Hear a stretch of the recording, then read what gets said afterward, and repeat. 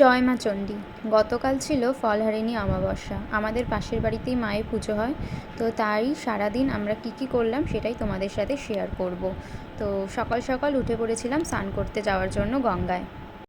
Hello everyone, welcome to my new mini blog. তো এই যে আমরা সব বন্ধুরা মিলে বেরিয়ে পড়েছিলাম গঙ্গায়, আর ওদের পরিবারেরও সবাইও বেরিয়ে পড়েছিল গঙ্গায়। আমরা গেছিলাম জেটিয়া ঘাটে। অনেকেই হয়তো চেনো যারা বালির দিকে থাকো। এই জেটিয়া ঘাটে কিন্তু এইখানে কিন্তু যে বড় বিল্ডিংটা আছে, এখানে কিন্তু অনেক সিনেমার শ্যুটিং হয়েছে। কী সিনেমা বলো তো? তার মধ্যে একটা ফেমাস সিনেমা কিন্তু পরাণ যায় জ্বলিয়া। এখানেই কিন্তু এই বাড়িটায় শ্যুটিং হয়েছে, জেটিয়া বাড়িতে। তো এই যে আমরা গঙ্গায় নেমে পড়ছিলাম। আর হ্যাঁ, জেঠিয়া বাড়িতে কী বই শ্যুটিং হয়েছে তোমরা জানলে কিন্তু অবশ্যই কমেন্টে জানিও আমাকে।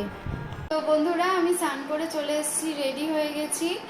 আর বাকি সারাদিনের কাজ তো তোমাদেরকে আমি আগের ব্লগেই দেখিয়েছি। একদম সোজা দেখা হবে তোমাদের সাথে রাতে পুজোতে। চলো টাটা। তো তারপর সন্ধ্যাবেলায় পড়িয়ে তারপর তাড়াতাড়ি চলে এসেছিলাম পুজো বাড়িতে। সবাই মিলে একটু ছোট ছোট ভিডিও করলাম সবার সাথে, আর মাকে একটু প্রদীপ দেখালাম।